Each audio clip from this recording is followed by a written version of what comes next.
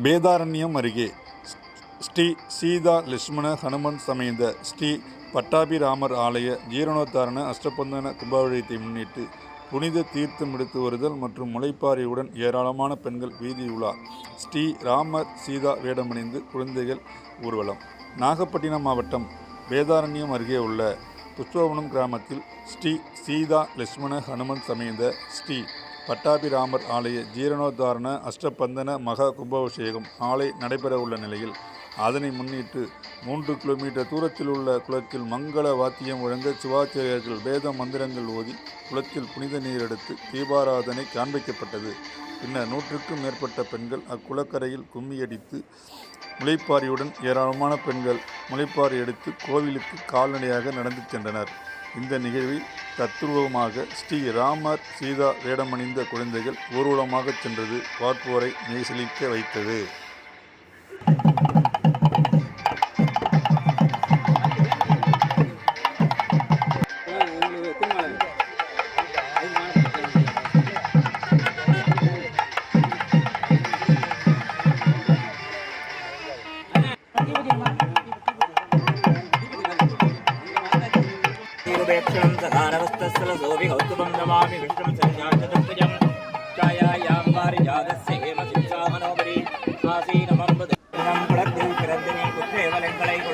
போகாதே வெற்றை பறைகொள்வான் என்று காண்கோரிந்தா வெற்றைக்கும் ஏழு பிறவிக்கும்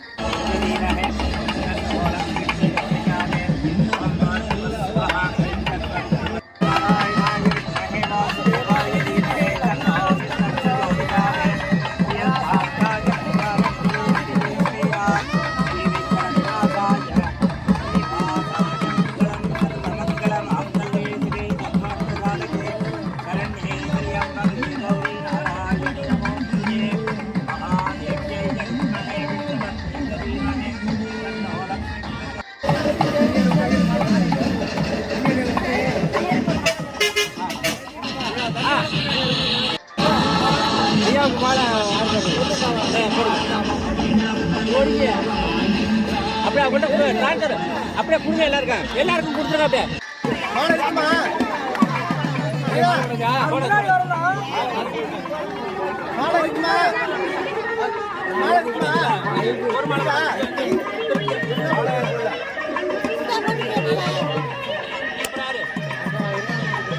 மாலை எல்லாருக்கும் இருக்கா?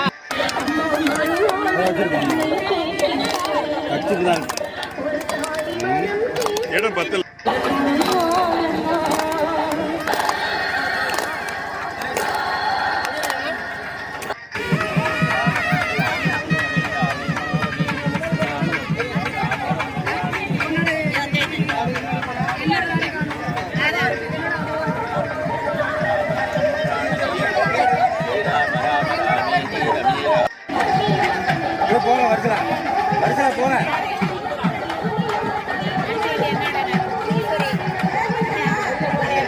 வரிசையில் வாங்க.